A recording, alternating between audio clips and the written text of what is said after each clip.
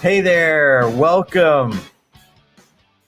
Welcome to Ask the Champs. We would love to just answer some questions. We got some slides, we got some things going on, but we want to really answer your questions. So jump in the comments if you're watching us on Facebook, LinkedIn, YouTube. Please, this is your opportunity to ask questions. So, Mark, I got some slides here, little condensed version, but here are some slides. Aha. Hey, check it out. While we're waiting for some questions to come in, some little background here.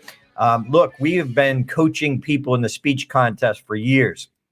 And we had in 2020, 35,000 people competed, 105 semifinalists, 10 finalists. We had 2 of our stage time members in the finals. 2021, we had 2 finalists in the finals. In 2022, we had 5 semifinalists. That was 17%. That's huge. And 3 finalists.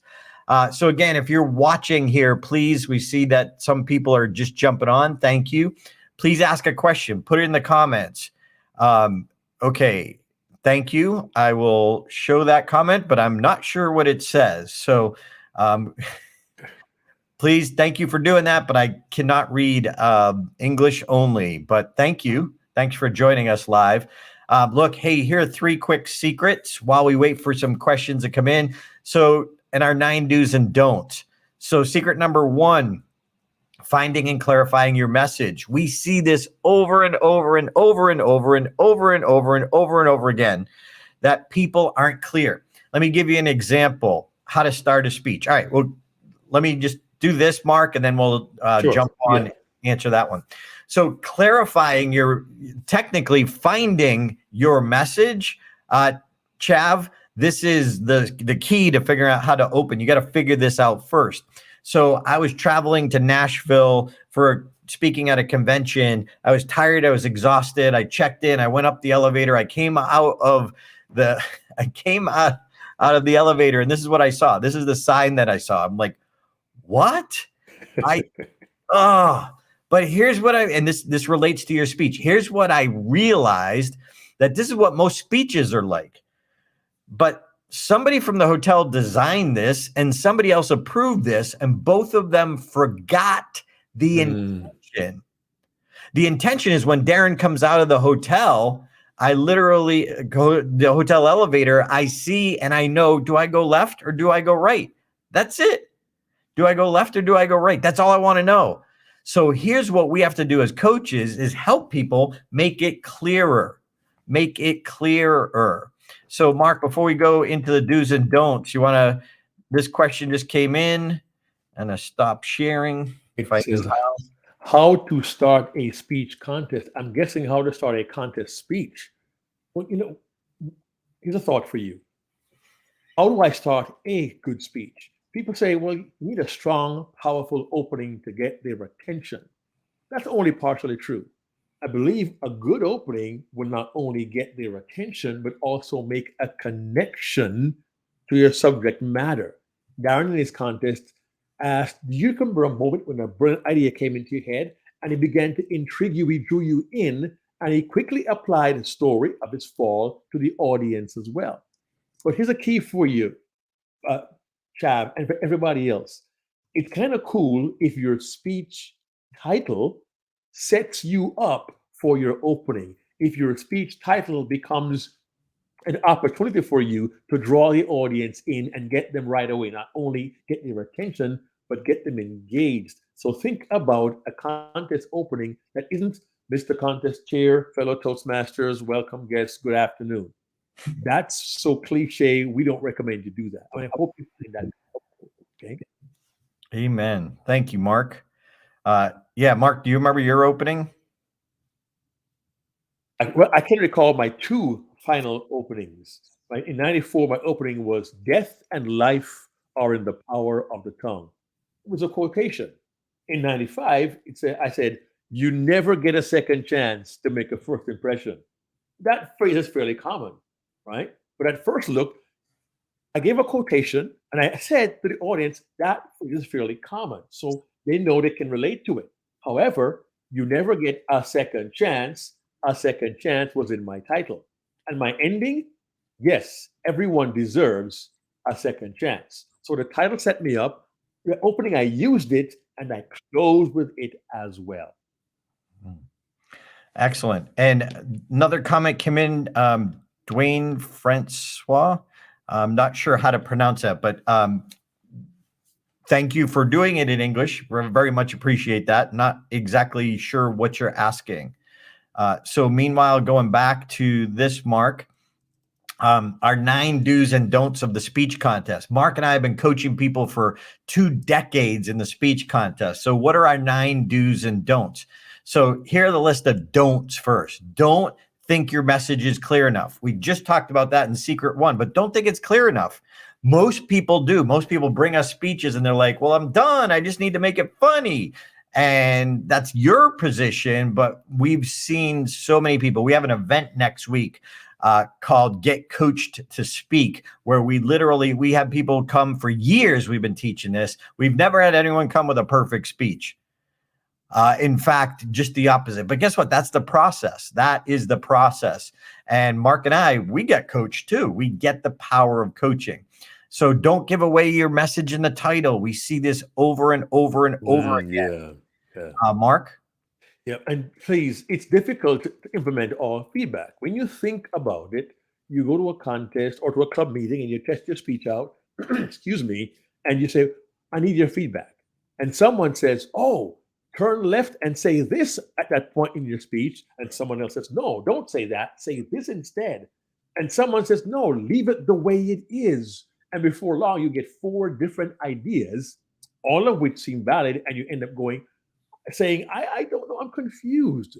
You simply cannot implement all feedback. Here's the good news. You will know in some cases exactly what works for you. You'll feel it, you'll implement it.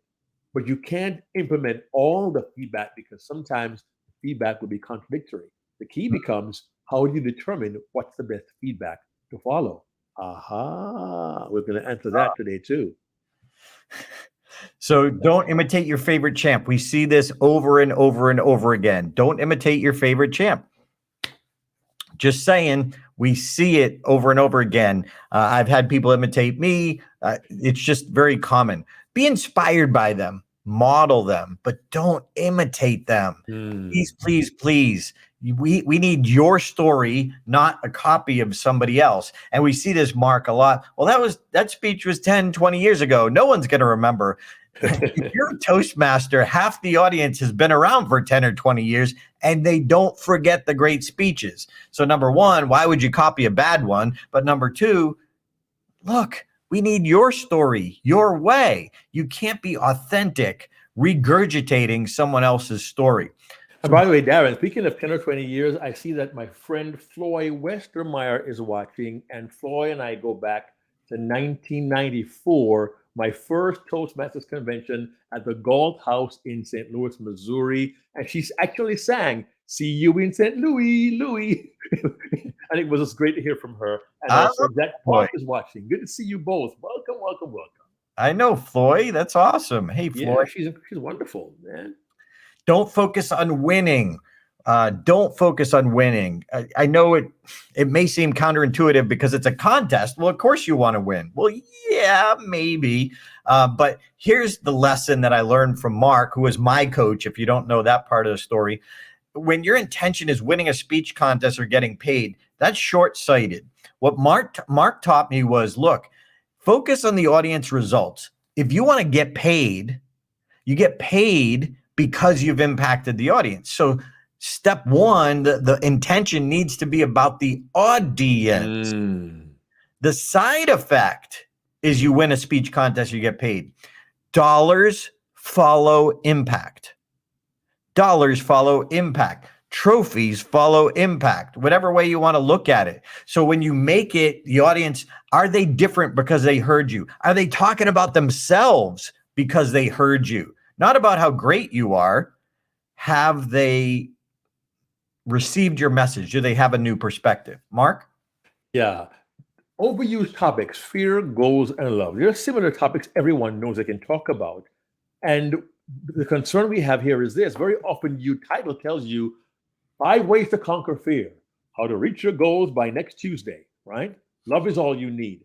Very often an audience hears those titles and their brains say, oh, I've heard that before. They take a mental detour and they check out. Never give the audience a reason to take a mental detour. And look, your life is rich and full of material that's powerful enough to be effective without being a standard concept that we all talk about.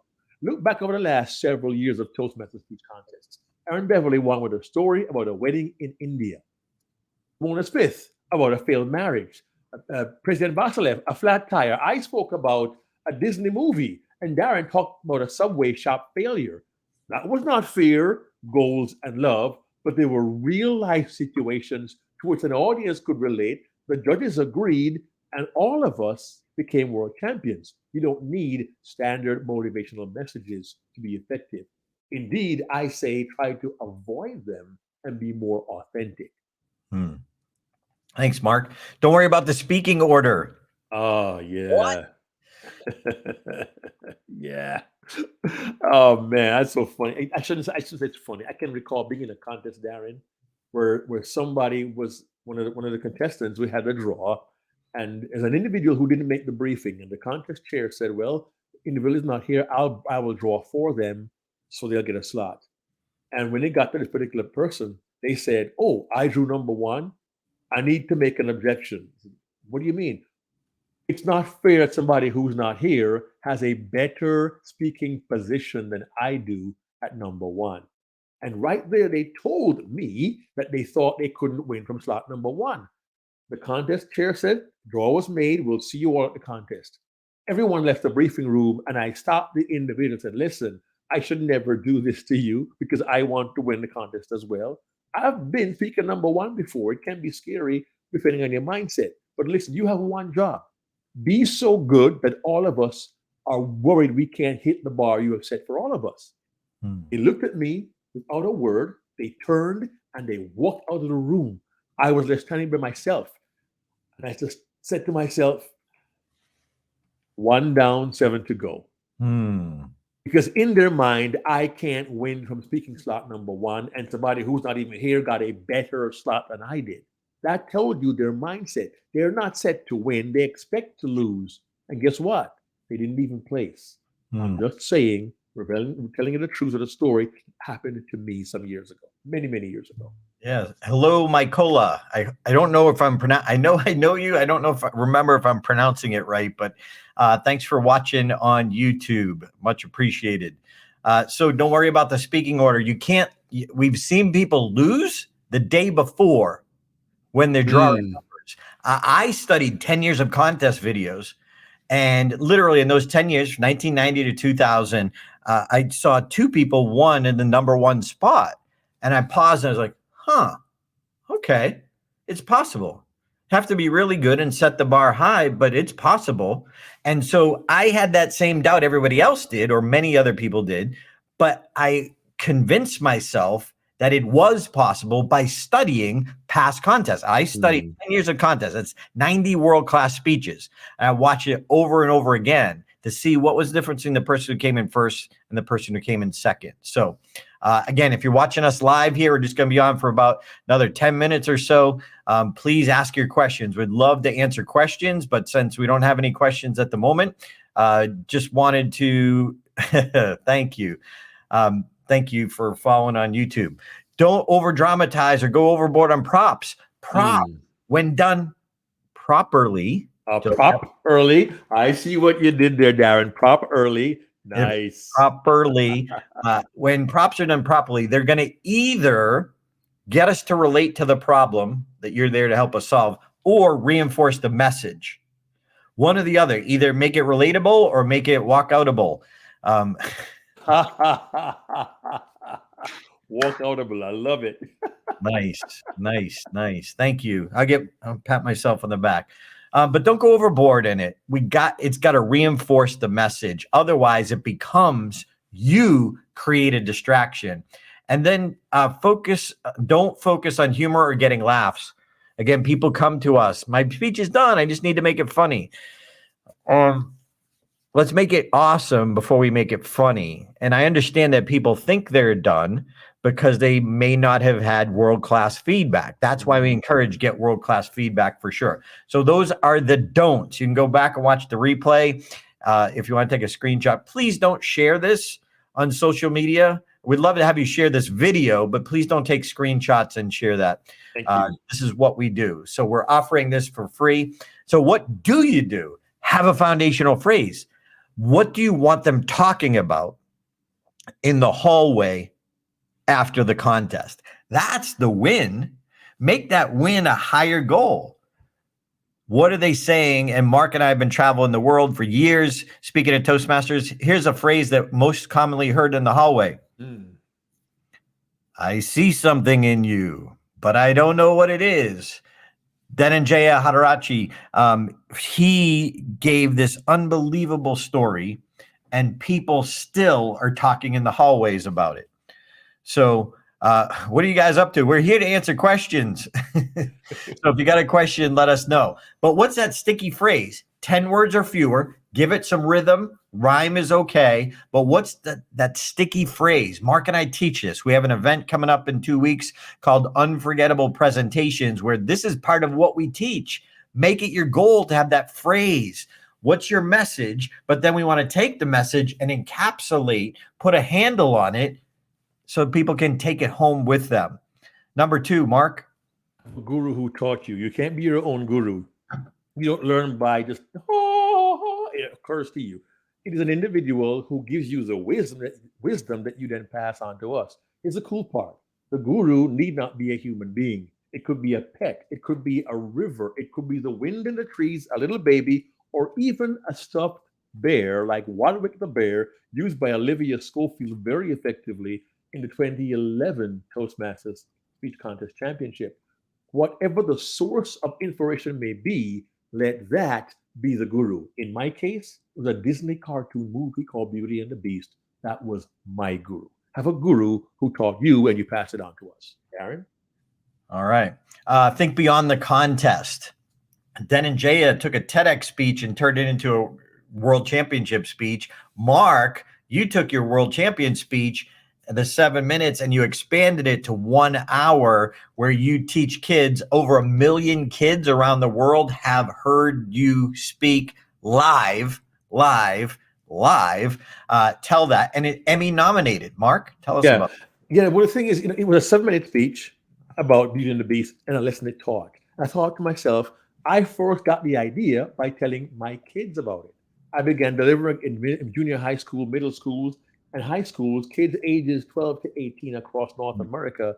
And I still get asked to deliver that speech today. And the first time I gave it was in 1995, 28 years ago. You have no idea the value your speech may have. So here's one thought for everyone who's going to enter a Toastmasters speech contest. Don't think you must give the speech once and leave it. What value could that speech have to a broader audience out there? I think beyond the contest, develop it, give it again, and use it to touch people. Thank you, Mark. All right. So write a 6-minute speech and deliver it in 7. We see so many people stressed out because of the time. They're so worried about the time.